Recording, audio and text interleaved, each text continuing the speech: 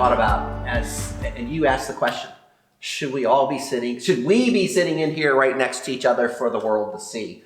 And I think that's worth addressing right up front. We're in our COVID bubble. Right. From the very beginning, the three of us, and we would include Rich in that, of course.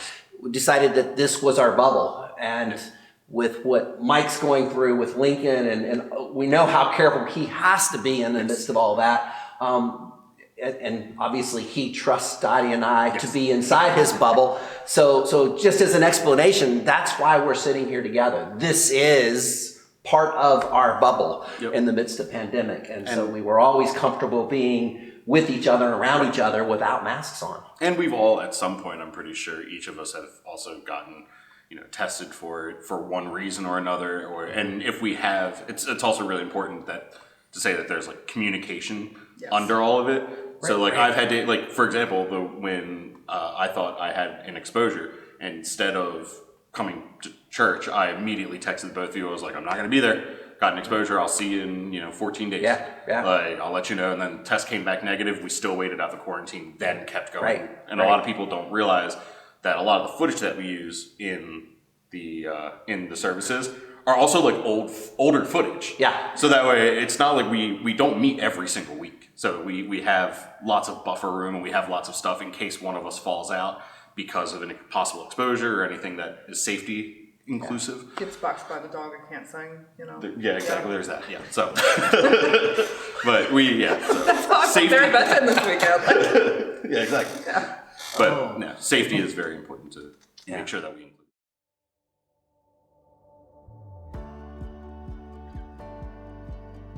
One of the questions I really wrestled with is when this whole thing first started, kind of when we came together, it was actually really cool. So the church got the word we're shutting down on March 13th, right? Yeah. And the 15th was the first Sunday. And we actually had an online service on March 15th. And as I think about that, I have so many colleagues that were not able to pull that off that quick. And it was because Dottie and I started talking, and Mike, I don't even remember how exactly you got pulled into that. I was sitting at the organ. I came down for my last practice session because I knew we were shutting down and I didn't know how long it was going to be. And you texted me because we were talking about you and Rich coming in to record that evening just because you guys were going to do special music on the 15th here for the traditional service. Oh, okay. And then he's like, can I call you? And I'm like, sure, whatever. And he starts talking about what he does for his day job. Yeah. And then I'm running down the hall to you in your office with my phone, just to hang on.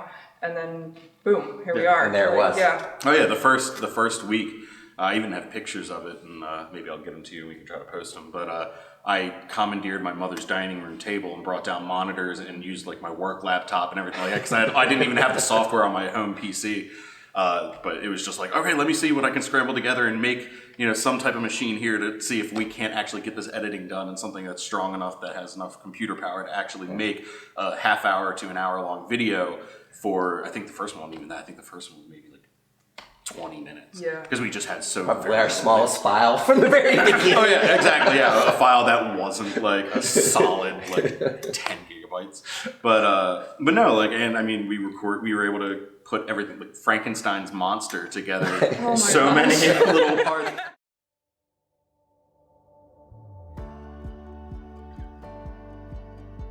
That was kind of what my second question was. Is when we first did this, I remember that first night we recorded. It was the three of us and your brother Rich in there. I still have that picture of the four of us, and I'll make sure it gets in this video somewhere. Yeah. But my expectations at that point in time, this is a 2, 3, 4 weeks at the most that we're going to be doing this. So we don't have to become experts or anything like that. No. And were you guys kind of feeling that same way about it when it first started? Yeah, it was definitely something that I think we all agree. Yeah, we did not expect that to have the longevity that it did, and it was. I remember when we took the picture. It was pretty much just this is going to be something interesting, that ironically in a year from now we can look back on and be like, oh yeah, like remember that time that we had that whole month of online service, and like anyway, like I'll see you at rehearsal, I guess. Right. Like, Yeah, exactly. But that a year later. yeah, exactly. 52 weeks later. Yeah, I remember thinking like, okay, when we get to Easter, it's going to be a really nice celebration of being back together and in the church, and this really nice like rebirth, like a real Easter. Yeah. And then I got to Easter and I was like, well, Christmas is going to be the best Christmas we've ever had. I remember that too, the whole Easter thing. That, I guess in the back of my head, that was kind of the worst case scenario. We would resurrection. The church rises Oh, you from could the have ashes. such a good Yeah, sermon. it would have been awesome. to have That done was such a good sermon. But instead of doing that, I'm walking outside with the camera, filming an empty tomb for Easter Sunday, which in and of itself turned out to be a pretty awesome still a great metaphor for sermon. what's Yeah, going like, it was on. But that's not the way. I don't think Any of us planned on celebrating Easter apart like that. Was that the time that you you came in and you filmed all the way into the church? That was one of my favorite beginning of the service moments, was to see that, because I felt like I was still coming into church that morning, even though I was Because you sitting didn't on have my to do couch. the editing for it. Do you know how many birds there were outside? I was like, you didn't have to do the audio for it. But no, it was awesome. It was Talk definitely about how many different insects and birds he would find when he would record outside for a service. Oh, yeah. It was ridiculous. You would always find a cicada or like something crazy, and then I would hear about it later. Oh, yeah. I would So sit there and that's text funny. Donnie. You never told me about that. I did not realize that was going on. Well, this was at 2 a.m. So like this was when her And I appreciate it. I did not know about that. yeah, Dottie and I had lots of 2 a.m. phone calls that were like, hey, so we're missing this file. She's like, well, PM sleeping, I think. So let's take a look at the backlog and see what we can do here. It's like, What okay. can we piece together? Yeah, exactly. So, and then there were lots of times, like there were even a few times where we had like, oh, I'm missing this prayer. It's like, all right, let me set my microphone up here in my office. I'm just going to go ahead and record the prayer with the PowerPoint slide and stuff like that. Just getting it done. Well, when you work with the same people, when you kind of know where everything's going for so long, you kind of we got each other's back. Oh, of I've felt course. that way through Absolutely, since the beginning of this thing. It's kind of been a family thing, Oh, so absolutely. to speak. You know, It's teamwork all day. yeah. It's been fun. It's been Oh, fun. absolutely.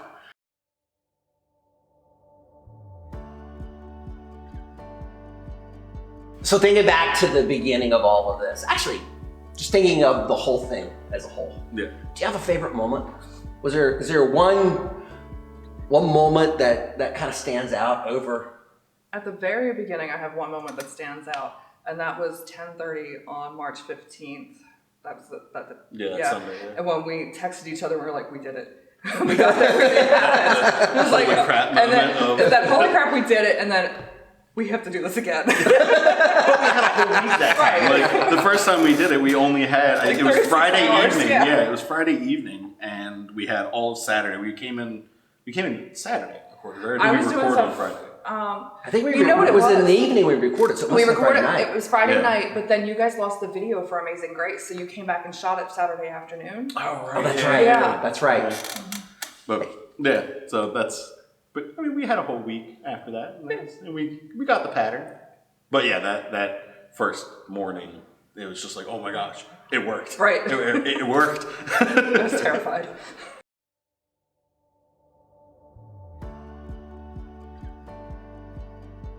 So let's give folks an idea of what really goes on to put a Sunday morning together. So it usually starts with me. Right. Yeah. Going into our software that's online, kind of giving us an outline of what we're going to do each week. And then we each have our own parts that takes place. Obviously, I do the sermons. But Dottie's taking care of all the music and all the moving pieces between everything, and Mike's taking all the junk we throw at him each week and making what you all see each week look as if though it's flawless and we really know what we're doing. I was going to say it actually starts with Dottie sending a text saying, hey, be here at this time to record, and my brother and I both forgetting to check our texts and ignoring that's it. true. And then That's she true. texts us 5 minutes ahead of time and we say we'll be there in 10. So Yeah. And it that's doesn't how matter it if I've been starts. texting with both of you all afternoon about what music we're using or what, is this a Rich song or a Bart song? Because that's a thing that I didn't know was a thing until we it's started right doing now, this. Which isn't a thing anymore, by the way. But yeah, it's just, oh my gosh. It's just so much stuff. I don't even know where to start in my brain right now. Yeah. Well, and you and I mean, Yeah. he knows this, but Yeah. we always tell you a half an hour before we're supposed to be Oh, yeah, here. absolutely. You never I'm get the sure. actual time. I'm sure. Like, that doesn't surprise me in the slightest. Yeah, no.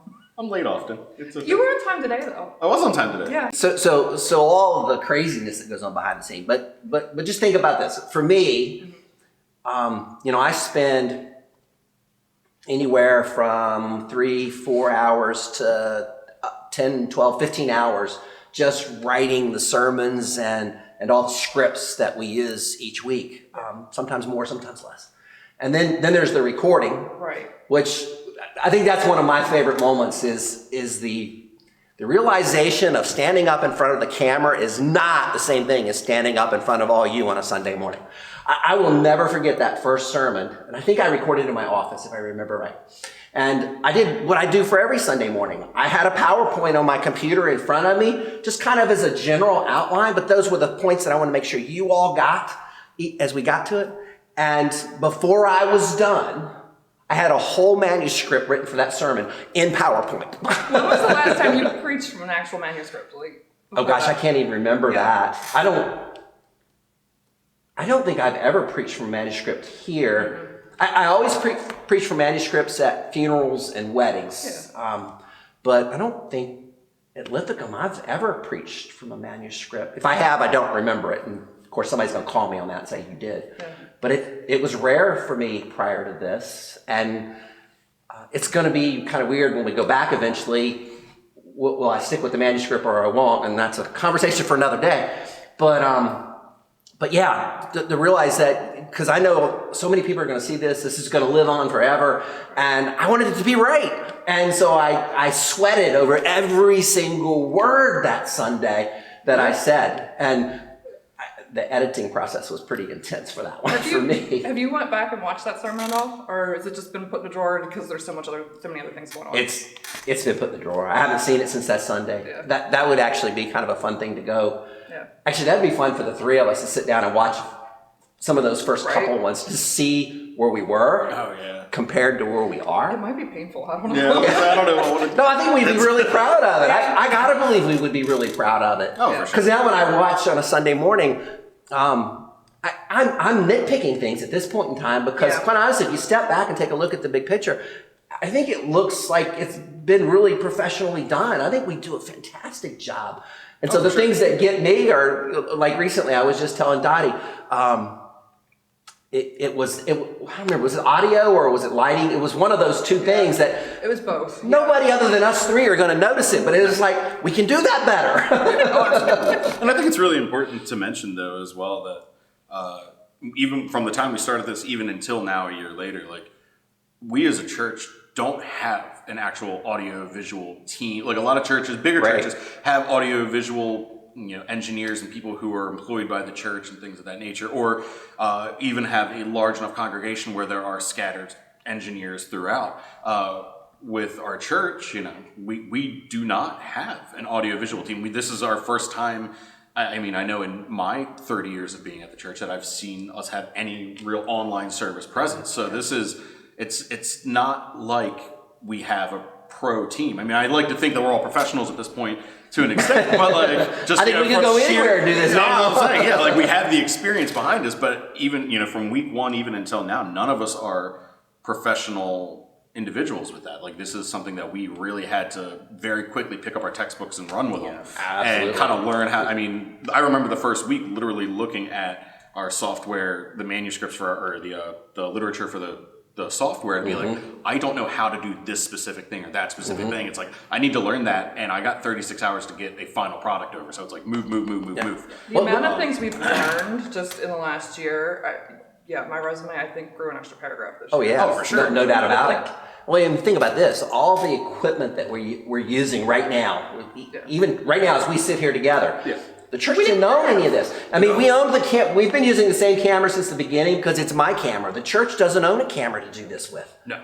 And the I/O boxes and the soundboards and everything. It's all, even the microphones that we're using are awesome. they're incredible microphones, but they're Well, the first week, like I said earlier, the first week was was literally my USB mic that Right. I use to have whenever I would have meetings back and forth at work if I needed to jump on something like that, or just have any type of communication, because my PC didn't have a microphone itself, so I had to buy a USB microphone, and that's what we recorded all of our music on. And it is not a music microphone. Probably for We the did first that. month. I gotta say, we did Yeah, that it was for a quite a couple while times, yeah. before we got Yeah. the good microphones here. I mean, it did the job, but it wasn't made for music. Like No. it took a We're ton of also editing a lot to get it. pickier now than we were then. Oh, for sure. There's no doubt about that. Yeah, oh, absolutely. Yeah. But It we wouldn't can fly. afford to be now, though, Yes. right? Because Right. we've mastered some of this stuff. I mean, we're not experts, but we've mastered a lot of it. Right. You know, so I'm spending up to 15 hours a week just Right. prepping. And then that doesn't include all the recording time. I mean, sometimes a recording goes well and I can record a sermon in 30 minutes, and sometimes it's an hour to 2 hours because you keep messing up and you have to start over and blah, blah, blah. And then there's all the phone calls coordinating the different liturgists that you see each week coming in here and recording all of them. And eventually gathering as musicians, and we spend, you know, we've gotten really good at that. An hour, hour and a half, we can usually knock out 3 or 4 songs. Better than that first night when it took us 3 hours to knock out 3 songs. I know, exactly. We've gotten better at that, and so that's just the recording of the pieces. So you know, you've probably got another, I don't know, 5-6 hours in recording. I was thinking about this weekend, really, and I think probably for every minute that we see on the screen, that between us and the others that are involved in this, there's probably about 2 to 2.5 hours of work that goes in for each individual minute. Right. Not necessarily for that specific minute, but just overall. Yeah. Cumulative. To make yeah. it go together. And it seems crazy to think, but it's true, because there's Well, so it much is. behind the scenes. Well, you know, I record a 12-minute sermon, and I'm usually spending 8 hours just editing it before Mike ever gets it to do his edits to it. Because just because I'm done, it's not ready to go yet. Right. Yeah. And there are definitely times. I mean, in the beginning, I even did I even screen captured it a long while back. So actually, the process is completely different from when I screen captured it at this point. But yeah, I mean, between loading, downloading, rendering, that alone takes a few hours. Mm-hmm. But then that's not even actually doing the edits. So sitting down at the computer and doing clip by clip, second by second editing. Of course, then extracting all audio, putting that into audio editing software, using my equalizers, making that sound what it is, matching it back to the video, scrubbing the video. I mean, I can go on and on and on. Mm-hmm. But I put in, for editing, it goes anywhere between 6 to 12 hours, depending on and that's just editing. That's Thursday or Friday night after all of you guys have put in your dozens of hours. Then it comes to me for another dozen hours to get pumped through and sent over. And that's why, like, we joke about Dottie and I, you know, having our 2 a.m. phone calls. That's because, you know, it takes all of that time to get everything ready for edit, and then edit comes in on a Friday night, Saturday morning, sometime around there, and that is a half of a day thing to get that done. So a lot of times we don't have a final product until 2 or 3 a.m. that Sunday morning, and that's I thought you were happened. going to say we don't sleep. Well, we don't. There have been Saturday nights in the mornings we didn't. Yeah, well, no. you guys didn't. I usually am, because I'm usually Isn't gone. it? I watch my hands. No, but yeah, I mean, there have been some more troublesome weeks where Dottie and I have been up until 3, 4 in the morning on the phone, getting things through and making sure everything's Trying to figure out something because the pastor forgot to give them something, and he's Or- home asleep. Well, so. that I mean, it's technology. I mean, Yeah. you can't And expect technology is- you can't expect for in an entire year for technology not to fail. Technology always fails at some point. Absolutely. And so, I mean, we've had files get corrupted, major files be corrupted. We've had software completely shut down where I've had to reboot and do it. We've lost things from. There was You one where I lost had that. to crash. Yeah. You lost like an entire drive worth of files, like all of our backup. Oh yeah, all the music and everything. Yeah. Yeah. And we were able to recover some of it, but like there was, I mean, we like technology fails as well. And what's unfortunate is, like I said, it takes so much time, and there's so many man hours that have to go in before it even reaches my desk, that it really, we almost can't afford to have those failures. So when we do, like I said, that's when Dottie and I are on the phone till 3, 4 in the morning at times, just to get it figured out. So that way by 8:30, or at the time, I think we started at 9 or 10 o'clock was when we the original posts. It was going live at 10 o'clock. Yeah, 10 o'clock. Yeah. I know it's earlier now, but when we, I mean. Yeah, but even after you get finished, somebody has to do the upload. Somebody has to, post it. It goes onto YouTube. It goes to all the Facebook posts. It goes on the website. Like this, there's stuff that happens even after the file is done. That is, it's not a lot. It's not like hard work, but it's still time consuming. Yeah. Right. Well, it's the thing. Yeah, even a loading bar. Whether you're working at it or staring at it, a loading bar it'll still take an hour to load. Yeah. And that, I mean, and we have to. And the thing is also mapping and being aware of our time management as well. Like we can't have a final product made at 8:30. We can't, because it's still going to take an hour and a half for it to get loaded, then to do all the, I guess you call it promotion with Facebook and putting it on the website and things like that. So there has to be so many segmented buffer times. And then of course, like I said, because we have learned from mistakes, having safety nets for failures. So we need to, like, everything is very, like I said, time management at this point for us is so on point and very key, which is awesome. So. Yeah. Hey.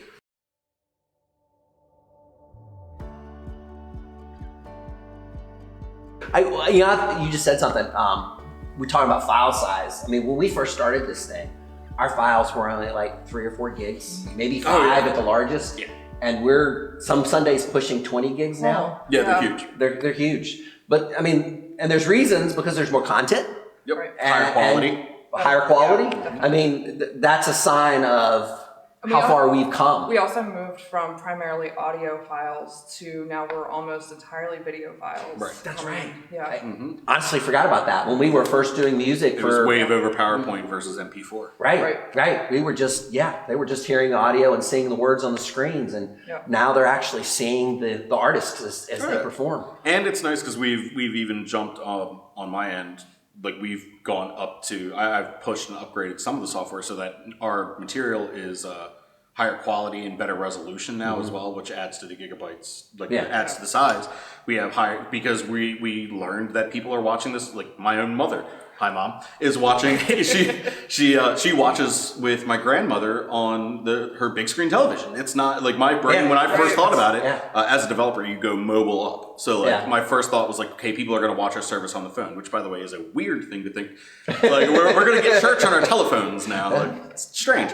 But when we first started doing all the renders, they were smaller because they were also a lot lower video quality. Whereas now we're doing everything up to high res video, so that way if you want to sit down at your 70-inch television and watch Pastor Mike's face, you can. Like it's available to you in all of its glory and clarity. That reminds me maybe of one of the funniest moments for me in all of this. I'll never forget it. And I think it was after the first service.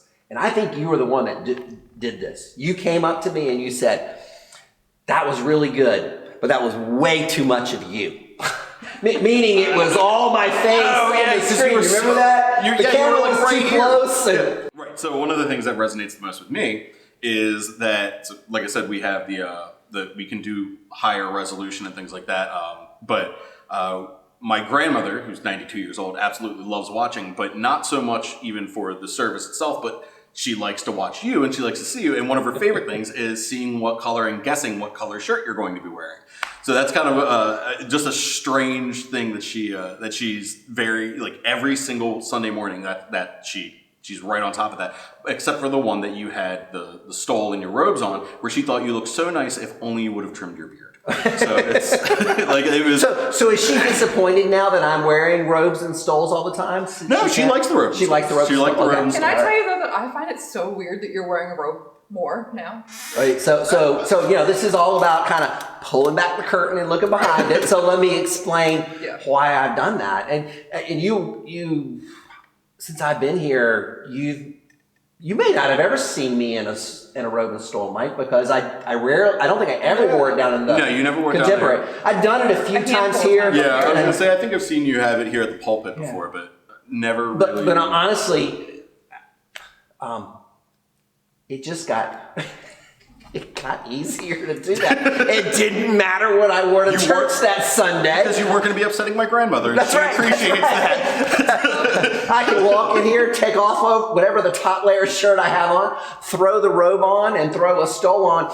And oh yeah, by the way, I give some credit to my wife for it too. My wife has been making all of my stoles. She does some beautiful that's awesome. work. Yeah. I didn't know that. That's great. Yeah. Every stole I that I've believe it, but I worn didn't- since we've done this, except for one. I have one that was given to me by a colleague that has since passed away that is really near and dear to me. It's the one with all the little children on it. Oh, yeah. But all the other stoles, my wife has made those. And so I've just never been a big stole person, but I'm becoming one because I love wearing it. I love the fact that she's making them. One thing that's also really nice with it, just from a technical point of view, which is what I'm here for, continuity. Because if you make a mistake and we need to go back and edit, it's real easy for you just to put the stole in the road back. Oh, yeah. on. Oh, You absolutely. can make the edit as long as you know you haven't trimmed your beard or anything from the one before, so that way you don't lose There's no your laundry beard. to do. Yeah, you don't have to go find that shirt to put it back on, to come back in and try to stitch apart in the middle. Yeah, that would be There's a little weird, wouldn't continuity. it? Oh, yeah. Don't shave your beard. Just don't ever. Yeah. it's not Keep going it the same way. Yeah.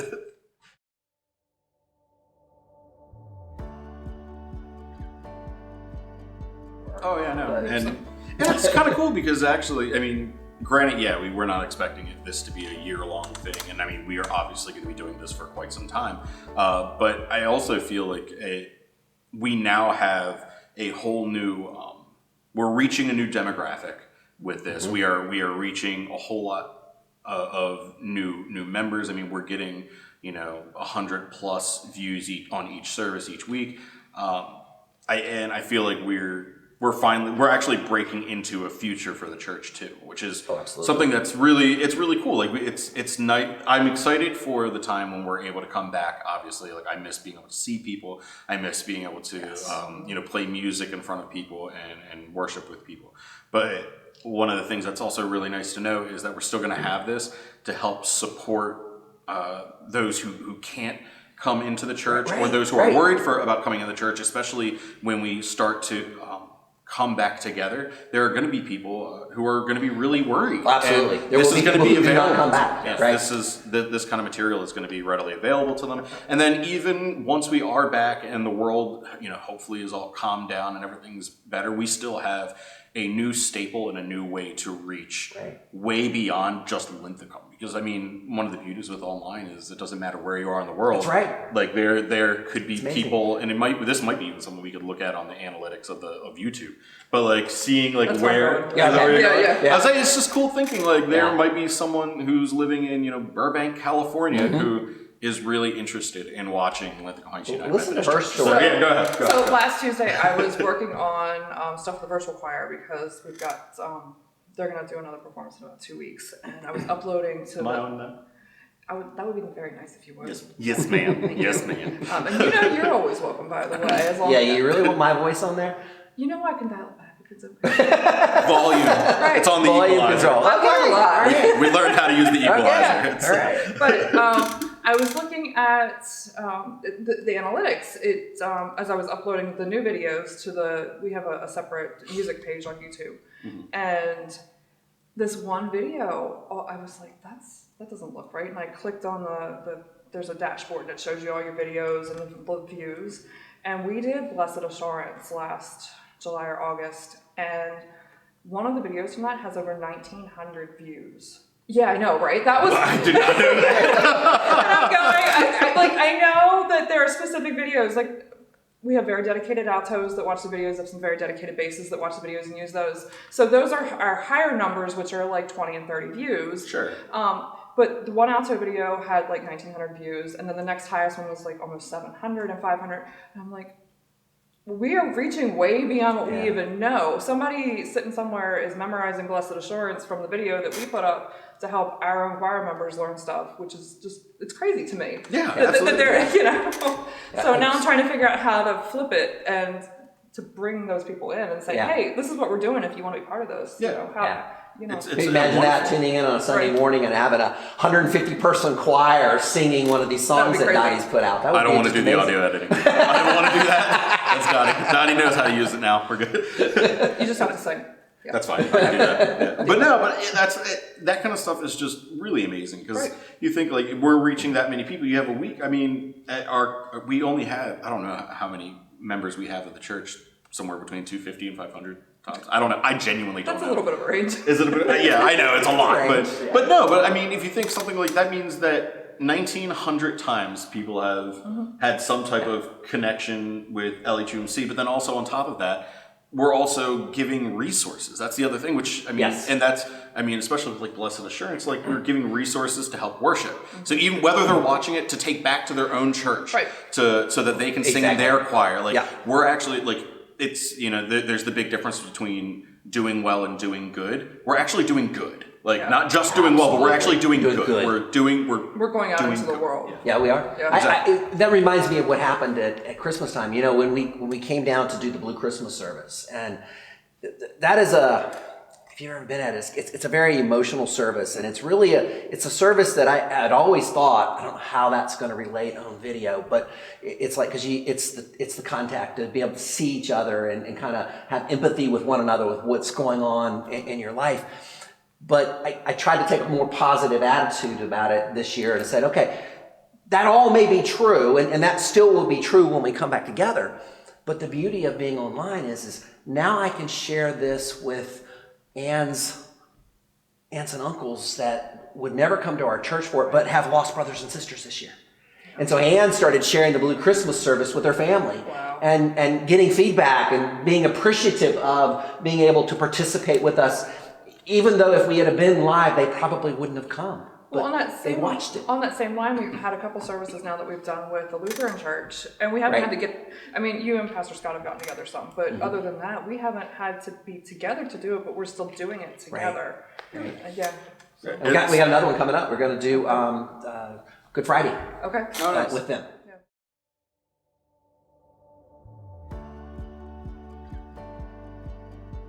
First thing is folks are going to see this. I'm thinking we'll release it around the 13th of March because that was kind of the 1 year. That's a big one. And so they're not going to get it as we're talking about this Sunday the 7th coming out. They're going to get it next week sometime.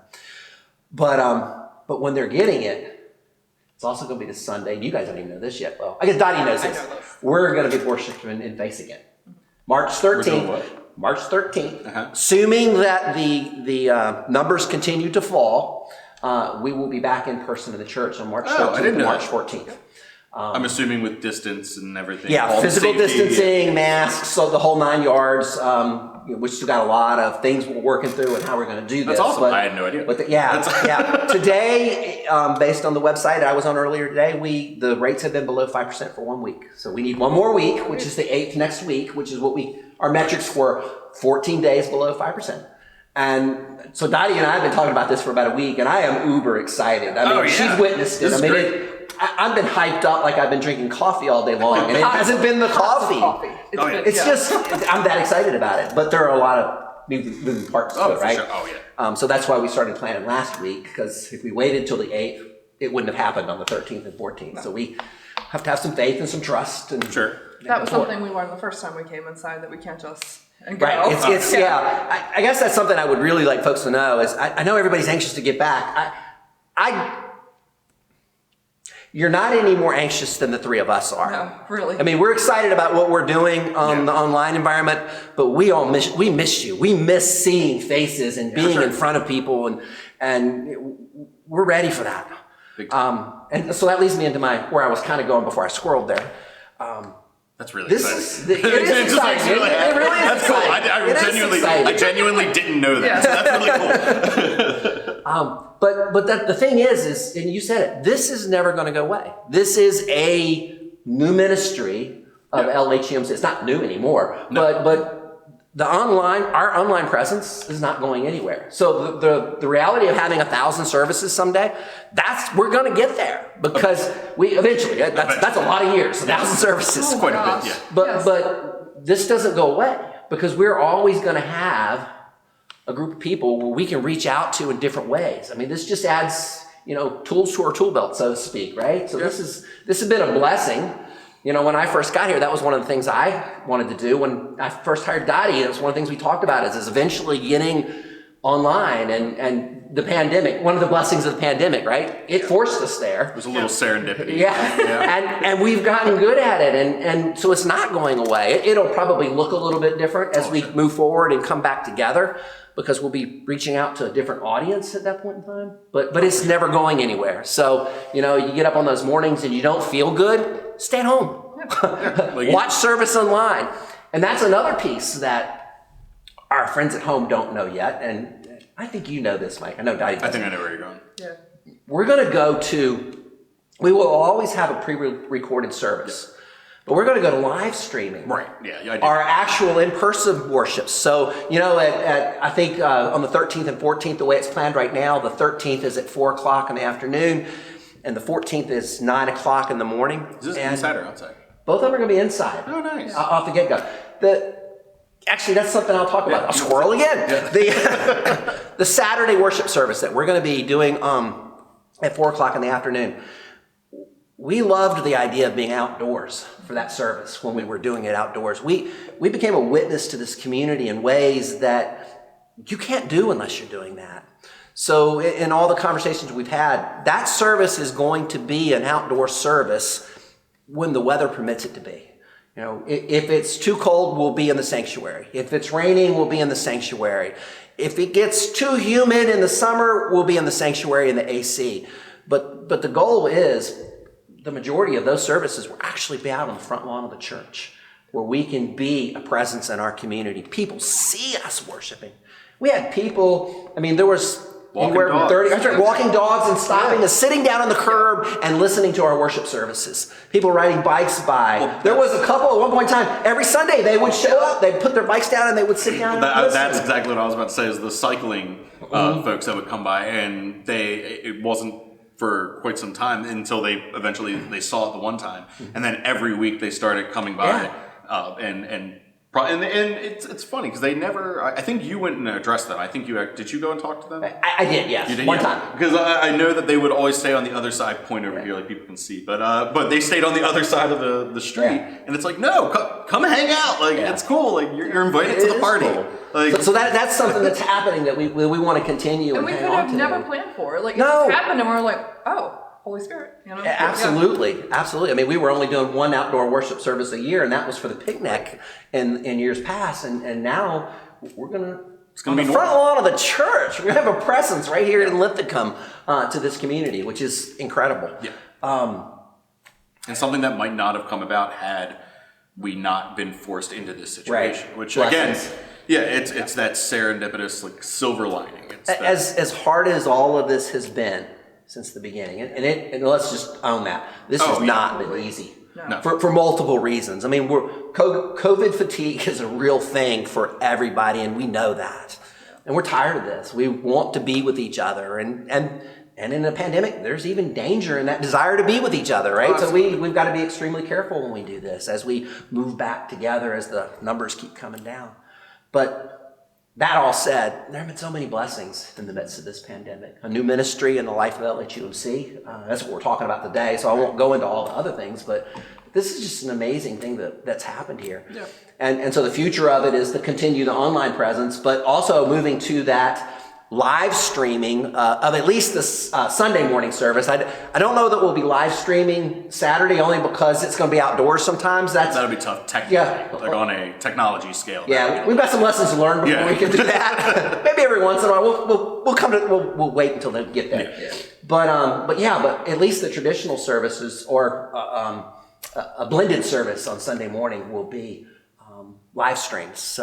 So I'm kind of excited about that. I don't know, and I'll throw the caveat out there. I don't know how quick that's going to happen. I don't know if we'll actually live stream that first Sunday back together. I'd love to tell you we will, but there's a lot of technical questions and issues we got to wrestle with before we can do that. Yep. But that is our goal, is to get to live streaming Sunday morning, so that for those of you who are not ready to come back, and we respect that completely, you can still worship with us. You can still be a part of your church family on Sunday mornings. And I'm excited about that opportunity. It's going to be amazing. And the opportunity, if I want to worship in my pajamas with a cup of coffee, it's okay. I might be a little sad to let that one go. Yeah. I know in talking to my brother, and I mean everyone knows my brother. He helps with leading our church band. One of his favorite things he's everyone knows that he comes and records and does each week with us here as well. He's told me privately. So he's like, I really love not having to wake up on Sundays. He's like, it's so good to have, because he works hard and he's up every morning very early and to get to his job and everything like that. And then he's always got something on the weekends, one thing or another. Yep. So for him, he's like, it's the one time for a whole year I've been able to sleep in on a Sunday. Right. He's like, this is amazing. and I mean, I joke about it, but that is kind of one of the things that's beautiful about this is you can watch it on your own time. If you're not up and ready at 8:30 when this thing goes live, then no big deal. Yeah, it's cool. You want to wake up at noon and turn it on at noon 30? We have folks that don't watch until Wednesday some weeks. Oh, yeah. And I even know a few folks, they'll go a couple weeks without watching, and then they'll binge watch 2 or 3 sermons in a row and get caught up. I haven't watched yesterday's. I'm going to watch it tonight when I get home. Yeah. That's good. Yeah. That's good. But you realize it's no longer a secret that's not a private conversation anymore that you and your brother have. Yeah. Because we're going to make sure that gets in the video. Yeah, no, that's fine. No, it's cool. No, like I said, he works hard. He earns his Sunday sleeping, and I'll give him that. Does. He earns his Sunday sleep. He's a Yes, hard he worker. does. So, and he gets up way earlier than I do. So it's So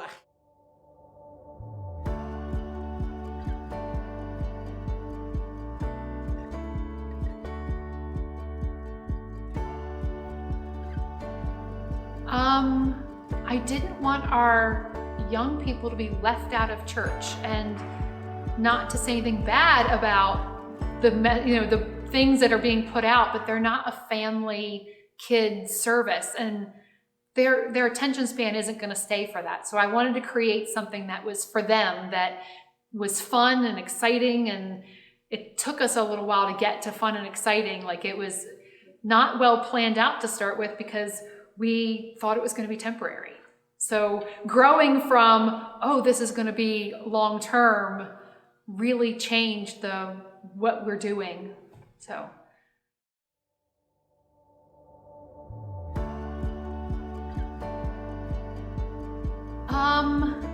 The best has been learning new things. I have learned to edit videos, I have learned Zoom, I have learned all kinds of video apps, but also just learning how to make engaging videos for kids. Like, those first few were not. I'm almost embarrassed looking back, because they were just me creating a message off the fly and trying to put something together. And I've really had to study and learn and figure out how to take me talking and make it fun and make it engaging. And it's still a growing process. Like, there's still more being added, and I've learned from the families that are connecting with me what they like, what they don't like. And the videos have just grown so much over the year that it's been a growing process. And I love that. I love that I'm learning new things about me in this challenge. Like, it's definitely been a challenge. Like, I did not know what I was doing. I did not know how to edit video before. I mean, I knew how to basically edit video, to trim it, but not edit video. And it's been an interesting learning thing, but I've loved every minute of it. Like, I know so much more now that this has been fun. It's now getting to where it's fun.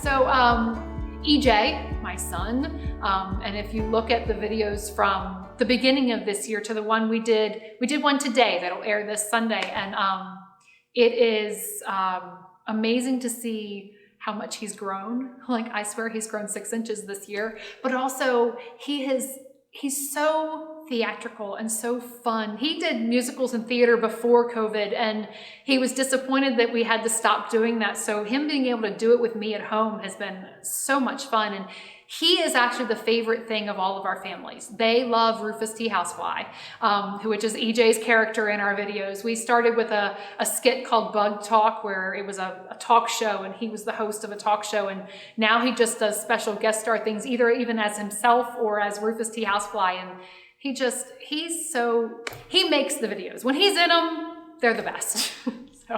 And yes, my spare bedroom is now a recording studio. It is, I've gone through my house and pulled every fun thing out and created the top of a bookshelf to be now fun, kid friendly. And I bought some kids posters, and it's now a recording studio. We put in some lighting, and thankfully I already had a camera that recorded in HD. So I was able to use stuff we already had at home. But it's nice to be able to work from home. I'm not complaining about that, because it's nice to be able to eat lunch and then start recording, and then so it's not a bad thing. It's not a bad thing. It's definitely been interesting. You know, there's plenty of outtakes of me going, Ethan, you have to be quiet, because you can hear him through the wall because he's whistling all the time. But yeah, it's been interesting and fun.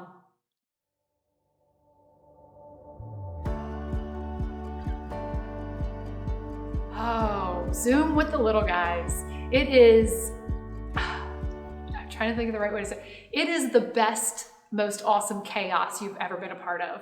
Like, they fall off their chair. I've had injuries where one bumped their head, and moms and dads are right there. Like, our families are joining in on those Zoom calls. And with my older kids, sometimes it's pulling teeth to get them to say stuff. And with the younger kids, it's pulling teeth to get them to stop saying stuff. So it's really, those two Zoom calls are so different. But we've found, again, that was another learning curve of, what is Zoom Sunday School, and how do you make a Zoom call fun? And we now play games. Zoom Sunday School is, they've watched the video and we talk about the video for maybe 5 minutes, and then it's just games and fun and fellowship and them laughing and having fun together more than it is us.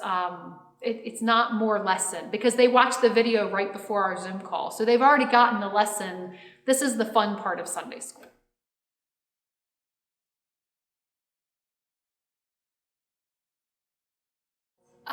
No, the orange bouncy ball has taken over my videos. Oh, that's right. Okay. And actually we have, it was, so there was a video that we did in my living room, and I was filming Ethan spinning on the floor, because, you know, that's what you film when you make Sunday school videos. And I was so disappointed, because in my typically clean house, I noticed that in the video, there was an orange bouncy ball on the floor. And I was like, oh, how did I miss that? You know, so my husband is genius. He's like, you should just make it a find the orange bouncy ball in the video as part of the video. And it became a favorite. And I then was hiding an orange bouncy ball in every video. And now we have progressed from, it's not just a bouncy ball that's hidden. We've had other things hidden, or count how many rainbow colored balls there were, or they're finding the difference. I've taken a picture and moved things on the shelf, and it's become the game. Like, there are breaks within our videos, but the bouncy ball started it all off. And I am so thankful now for the bouncy ball that happened to be on my living room floor, because it pushed me to grow into a new part of the video, and the kids love it.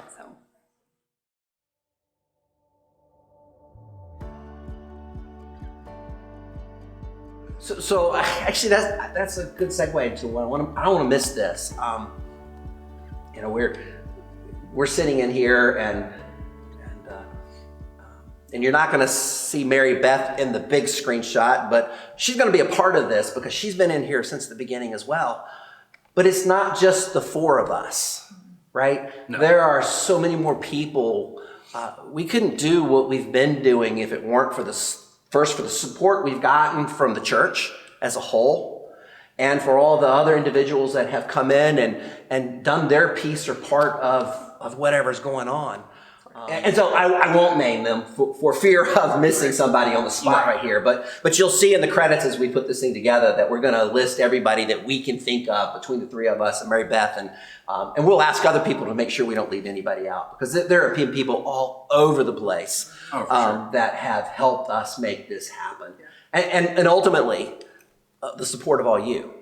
Right? Because if you don't tune in and connect with your church in this way through worship, whether it's on Sunday morning or some other day during the week, that's what makes all this, that gives it purpose for us, right? Yes, we're worshiping God, and that's an important piece of all this for us, and this has become a very integral part of our ministry.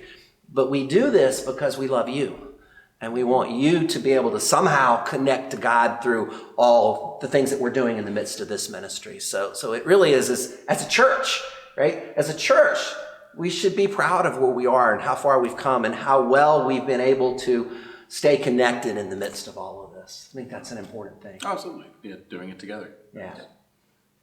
Working as one union, otherwise we would fall. I mean, Yeah. like you said, it makes it worth it. It gives it a purpose. Yeah. So met people differently. Yeah, so it's been different, you know, to meet people in this way and to learn how to cultivate those relationships and learn how maybe I'm not reaching out in some ways that I could be reaching out. And when we get back into the in-person worship, you know, picking up a different aspect of ministry and you would call it congregational care, but care for us as team members and within the music department, you know, that maybe I let slide because crazy stuff happens like COVID, you know? Well, you sent out an email the other day that kind of even spoke to me, and you just copied me. It was a courtesy, I guess. You sent it out to the music team. You sent it out to the choirs, the bell choirs and the vocal choirs and all the praise teams. And I'm going to get it wrong, so correct me if you want to, Dottie. But you said in the email that the whole first year of this, we were really reacting to the virus. And you were choosing not to do that anymore, that you were going to start being more proactive and looking forward and planning rather than reacting. And I think this whole ministry we kind of made a shift when the new year came in, we all kind of made that shift. And you just put it in words that just to get out of survival mode was my thing. Yeah. That's my whole thing for 2021 is that we're no longer reacting and waiting for things to go back to normal, but we are planning and moving forward. And if things go back to something that was more pre-COVID-ish, great, but also we need to move forward and look at what the future looks like for us. Well, it was something that really kind of unrelated to this, but related at the same time. Back in February, the reentering team got together and we put those metrics together, you know, 50 degrees and rising and outdoor worship could come back together and the positivity rate 5%, below 5% for at least 14 days. When we did that, that was kind of a turning point for me in the life of the church because it was like prior to that, the virus was in control and we were just being dictated by whatever the virus said. And then all of a sudden the virus is still in control. We can't deny that. Oh, of course. But we took some control back. So I think the church as a whole has slowly been doing that this year. And it's been fun to watch it. And it's probably one reason I'm so excited about the 13th and the 14th. The fact that we're going to be back together in less than a week from, a little more than a week from filming this right now. So we get to take control again. Yeah, exactly. Sorry, go ahead. Oh, I was going to say, well, there's one thing going back to when you were saying, and if you don't mind, I'm going to toot your horn a little bit here. But one of the things that's really interesting is hearing you say that you wanted your second year to be so different. And it's interesting that you felt that way because my brain immediately goes to that second year was the year that this church and us specifically, we needed you more than ever. And it was just one of those things that maybe your second year didn't look the way that you had planned it to, and maybe your personal goals weren't accomplished, or maybe they were accomplished differently than what you had initially planned. But one of the things that I think is really almost ironic about it is, maybe it didn't look the way that you wanted it to look, but it looked the way that we needed it to look, and you gave us that. So kudos to you. Like it wasn't what you expected it to be, but it is 1,000% what we all needed. So it's really cool. Yeah. Hey, you guys are awesome. You know that? You're so I can drop the ball on something and be like did I text you Saturday morning when I finished at 5:30? Probably. a.m.? I don't know. I know that you did text me to say, I know that you were up at 5:30. Yeah. Whether that be, I think you might have texted me like a few hours later. Yeah. Because I think I checked in and was like, hey, making sure everything's cool. And you're like, yep, finished it at 5:30. I was like, oh yeah. And I'm like, I'm so sorry, I dropped the ball. And you don't give me crap for it, you know? No, because I'm late to your rehearsals. Every week. You have grace. Oh, that's the payback. Okay. All right. The truth comes out a year later. In all honesty, no. I mean, it's hard. It's hard on all of us, and it's something that not just the three of us, but also with all the musicians, the liturgists, everyone. It's. I mean, this is something that even a year later, we're still learning. Like, we are not, I joke that, we're all professionals now. We are not professionals. Like, this is something that every week gets us, another another little level of expertise, but we are so far from doing this. I said it, and I don't remember if it was this past Sunday's sermon or if it's the one coming up, because they're all kind of get confused in my head because I got so many going on at the same time. But I say in one of them here coming up or past that, we strive to be an expert as a disciple, right? But here's the thing about being an expert. Any good expert will tell you they don't know everything. They're still learning and they're still growing and they're still exploring their particular expertise because you can never know everything. But what is it John Wesley says? You're constantly moving on to perfection. There you go. Yes. And he's talking about moving on to perfection and love, right? But it's the same thing, right? Yeah, absolutely. It's a big part of it.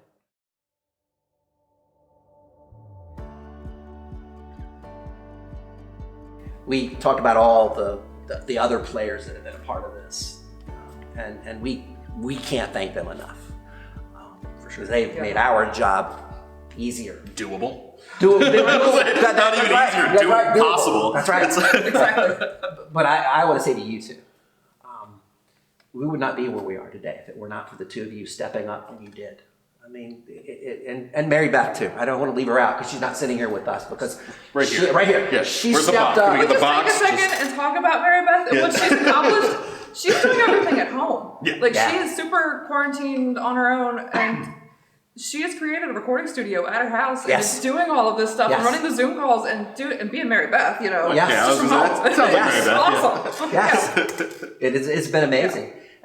But without the three of you, things could have just fallen apart just as easily as they were able to go on as they did. So I can't thank you enough. I want these people to thank you next time they get to see you face to face, because it's really you said it earlier, Mike. I think it's a team effort. Yeah. And I think part of that also is that for us to be able to do what we do, you were on board and gave us that, let's do this, let's go on, and not, let's put the brakes on, we gotta put this in a committee for years, but let's do this and let's do it tonight and let's go. It's funny sitting here knowing that throughout, even the first week when we started talking, Dottie and I came to you with like, hey, we have a crazy idea. It's probably not going to work, but let's give it a shot. And without even thinking about it, you're like, yep, let's go. Like having someone who, it's going to sound really terrible when I say this, having someone who's never said no to our dumb ideas has been so fruitful. It's been so, it's been having someone who's at least, if anything, you let us try to make the mistakes, and that's stuff that won't make it into any of the videos. But like you having someone who's always been our the jet fuel for us here, that's been like, go, get it, do it. And it's been, that's the key to innovation, is having that creative mind, and that's kind of where you come in. And, I think I speak for both of us, you thank us, but we absolutely, Mary Beth as well, in her box on the screen, wherever. I think I can speak for the three of us in saying, and actually I can probably speak for the congregation here as well in saying, thank you. This has been beyond, we have seen too many other institutions and churches really flounder, especially in the beginning. And I don't want to say flounder, but really struggle. This, we never missed a beat. I'm really proud to say that during this time, there has not been a single week that our congregation has missed the opportunity to worship. And that's you. I handle technology. Dottie handles music and organizing all of the squirrels running around.